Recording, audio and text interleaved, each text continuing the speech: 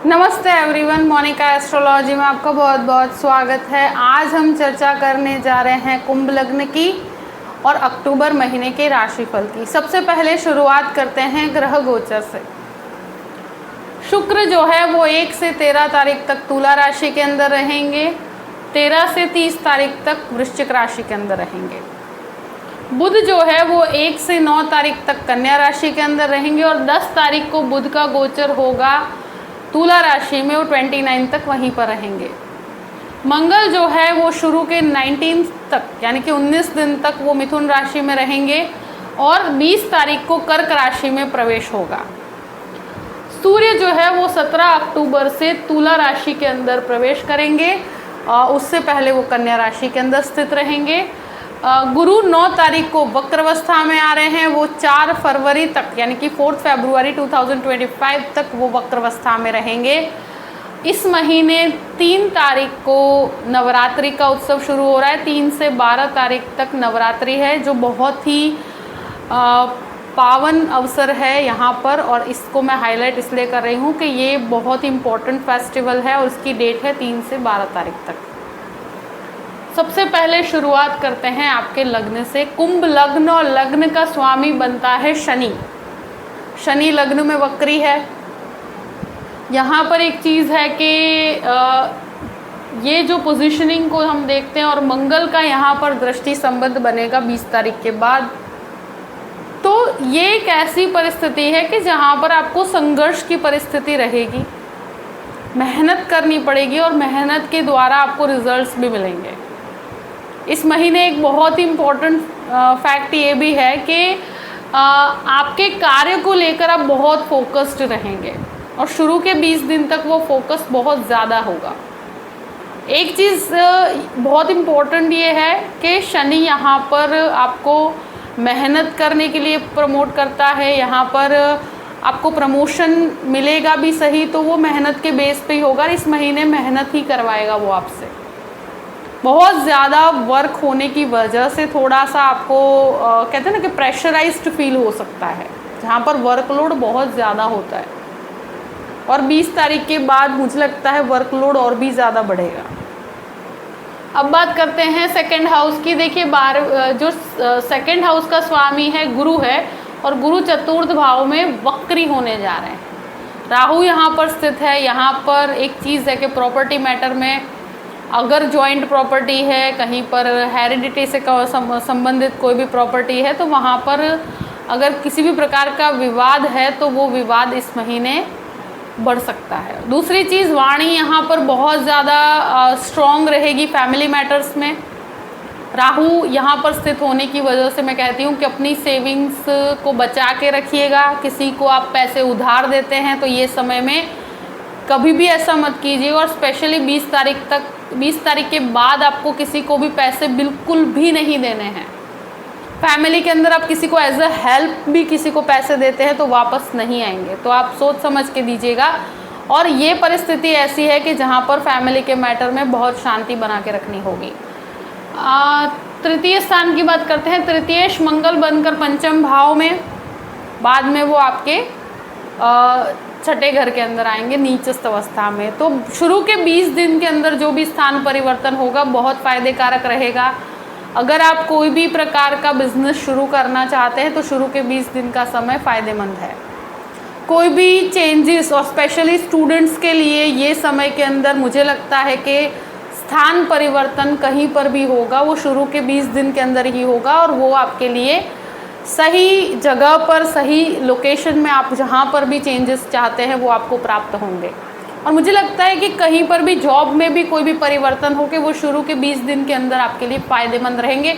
उसके बाद कोई भी स्थान परिवर्तन करते हैं तो वहाँ पर आपके लिए प्रॉब्लम्स हो सकती है।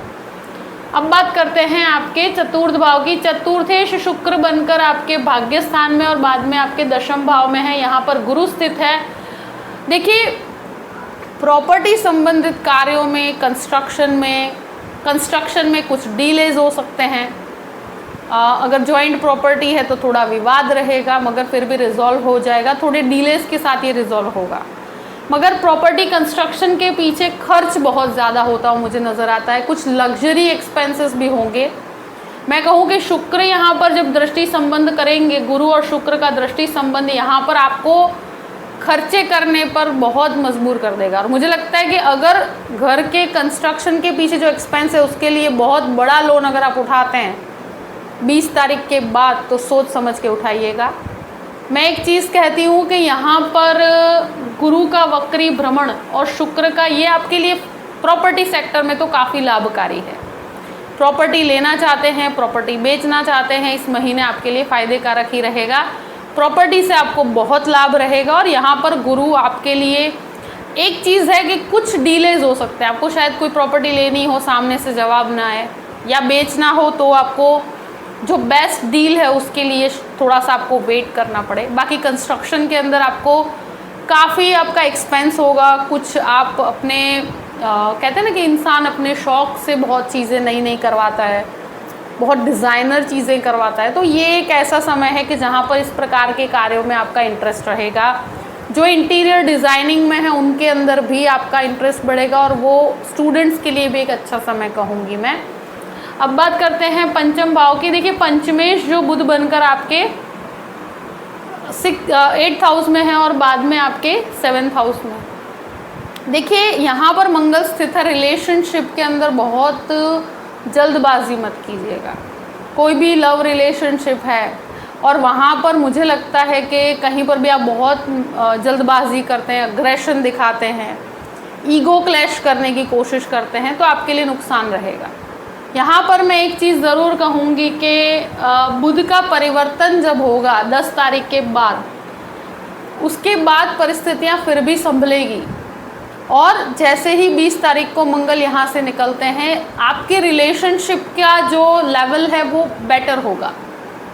तो आप इस महीने शुरू के टाइम में, जो शुरू के 20 दिन के अंदर, आपको बहुत जल्दबाजी नहीं करनी, शांति से रिलेशनशिप में आगे बढ़ना है। स्टूडेंट्स की बात की जाए तो स्टूडेंट्स के लिए मुझे लगता है ये मंगल बहुत फ़ायदे कारक है। और यहाँ पर जो पोजीशनिंग कहा जाए कि जो 10th लॉर्ड की पोजीशन यहाँ पर है और बुध का पोजीशनिंग 10 तारीख के बाद बहुत अच्छा है, तो स्टूडेंट के लिए ये महीना 10 तारीख से 20 तारीख तक के बीच का बहुत ही अच्छा है और एनर्जी लेवल बहुत अच्छा रहेगा। जो भी लोग मेडिकल के छात्र हैं, जो आईटी क्षेत्र के छात्र हैं, उनके लिए तो बहुत ही अच्छा है। स्पेशली जो भी रिसर्च ओरिएंटेड काम कर रहे हैं उनके लिए समय बहुत अच्छा है। तो ये 20 दिन आपके लिए फ़ायदे कारक है, क्योंकि मंगल यहाँ पर एनर्जी प्रदान करते हैं, आपको बहुत ऊर्जावान बनाते हैं। शेयर मार्केट की बात की जाए तो यहाँ पर शेयर मार्केट का जो रिज़ल्ट है वो मुझे लगता है कि शुरू में 20 दिन के अंदर आपको काफ़ी अच्छे लाभ मिलेंगे और काफ़ी अच्छे रिजल्ट्स आपको मिलेंगे। अब बात करते हैं आपके अष्टम भाव, आपके छठे घर की। तो 6th हाउस के अंदर मंगल का भ्रमण होगा। देखिए मंगल यहाँ 20 तारीख के बाद आते हैं, तो 20 तारीख से जैसे ही छठे घर में मंगल आते हैं तो एक चीज़ आपको ध्यान रखनी है कि किसी भी प्रकार के झगड़े, ऑफिस के अंदर कोई झगड़ा होता है, कोई मैनिपुलेशन होता है या फैमिली में कोई भी विवाद होता है, उसमें बिल्कुल मत पड़िएगा। नहीं तो आप कहते हैं ना कि मैटर कुछ होगा, उसका सब कुछ ब्लेम आप पे आ जाएगा। तो 20 तारीख के बाद कुछ भी ऐसे प्रकार के डिस्प्यूट में आपको नहीं पड़ना, कोई भी गॉसिपिंग में नहीं पड़ना।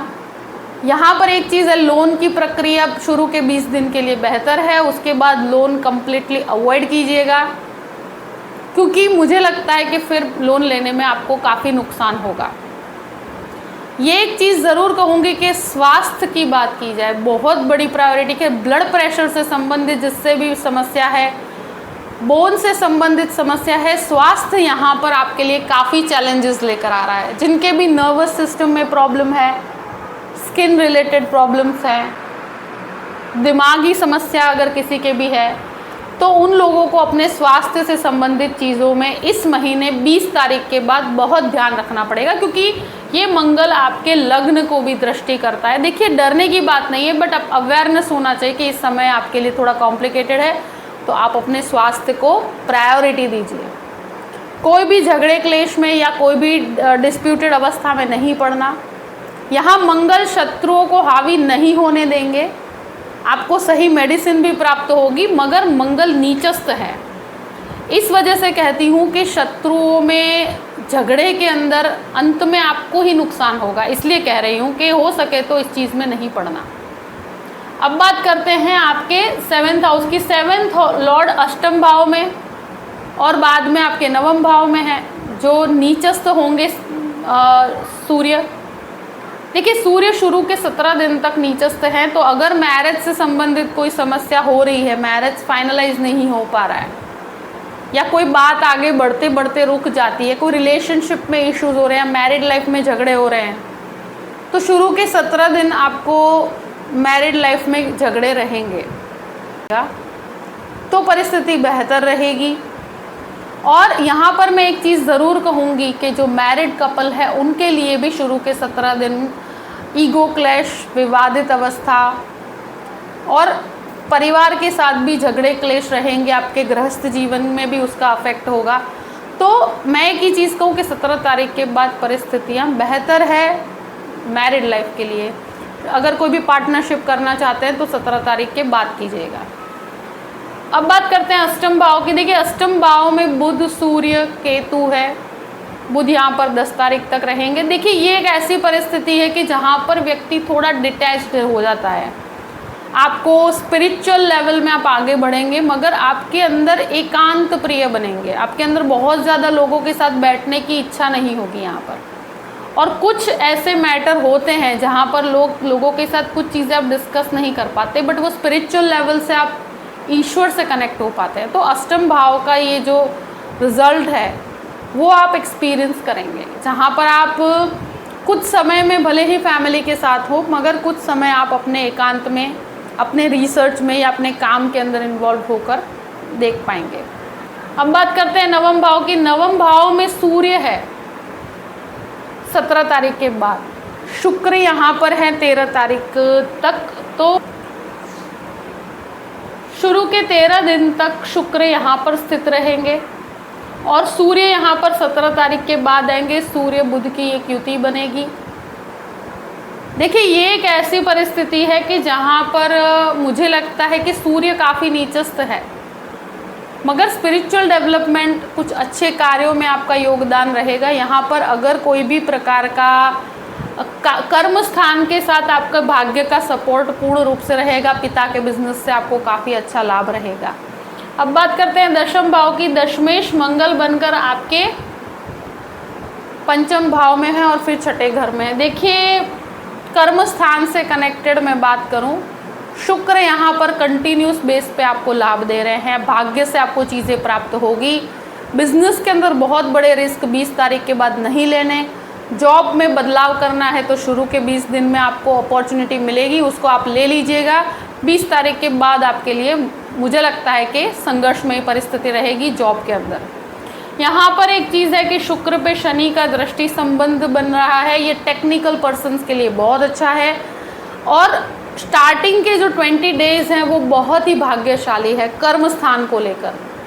उसके बाद थोड़ा सा आपका मेहनत का कार्य 20 तारीख के बाद बढ़ेगा और मंगल आपको कंटिन्यूस बेस पर एग्जामिन किया जाएगा सुपीरियर्स के द्वारा, मगर फाइनेंशियल गेन आपके बने रहेंगे। 20 तारीख के बाद बहुत बड़ा लोन लेकर कोई बिजनेस स्टार्ट करते हैं तो मत कीजिएगा, बहुत सोच समझ के आगे बढ़िएगा। अब बात करते हैं आपके 11th हाउस की। 11th लॉर्ड जो है वो गुरु बनकर आपके चतुर्थ भाव में है, तो लाभ की प्राप्ति आपको एक तरह से कहा जाए प्रॉपर्टी के अंदर गेन बने रहेंगे। वक्री है गुरु, तो यहाँ पर एक चीज़ है कि कॉन्टैक्ट्स बनते बनते रुक जाएंगे, थोड़ा डिलेज होगा, थोड़ा कहीं पर आपको इंतज़ार करना पड़ सकता है गुरु के वक्री भ्रमण की वजह से। 12th हाउस की बात करते हैं। 12th लॉर्ड आपके लग्न के अंदर है शनि वक्र अवस्था में। स्वास्थ्य को प्रायोरिटी दीजिए। कुछ एक्सपेंसेस मुझे लगता है कि 20 तारीख के बाद मेडिसिन के पीछे हो सकते हैं, तो अपने स्वास्थ्य को बहुत सतर्क रहिएगा, स्वास्थ्य ध्यान, क्योंकि लग्न के अंदर शनि वक्री है और छठे घर में मंगल आ रहे हैं नीचस्थ, तो ये हेल्थ इश्यूज देते हैं, हेल्थ से कनेक्टेड प्रॉब्लम्स देते हैं और यहाँ पर कुछ हॉस्पिटल्स के पीछे एक्सपेंस करवाते हैं, तो अपने खर्चों पे नियंत्रण रखिए। यहाँ पर एक चीज़ ज़रूर कहूँगी कि जो भी कोर्ट कचहरी का विवाद हो रहा है वहाँ पर मंगल के दृष्टि संबंध की वजह से मुझे लगता है कि परिस्थितियों में आपको सक्सेस मिलेगा। गुरु का दृष्टि संबंध भी यहाँ 12th हाउस के साथ है, तो वहाँ पर आपके लिए फेवरेबल रिजल्ट्स रहेंगे। मगर ये चीज़ है कि ये समय के अंदर जो भी लोग विदेश जाना चाहते हैं, जो स्टूडेंट्स विदेश जाना चाहते हैं, उनको 20 तारीख के बाद अगर उसके लिए लोन करना चाहते हैं तो आप कर सकते हैं। फॉरेन लैंड से कनेक्टेड हर तरह के स्टूडेंट्स के लिए लाभ बहुत अच्छे हैं। उसके लिए एजुकेशन पर्पस से अगर बाहर जाना चाहते हैं तो ये समय आपके लिए फ़ायदे कारक रहेगा। जो भी परिस्थिति है मैंने आपके सामने रख दी है। आई होप कि ये वीडियो आपको पसंद आया होगा। पसंद आए तो लाइक भी कीजिएगा और सब्सक्राइब भी कीजिएगा। Thank you so much. जय श्री कृष्ण।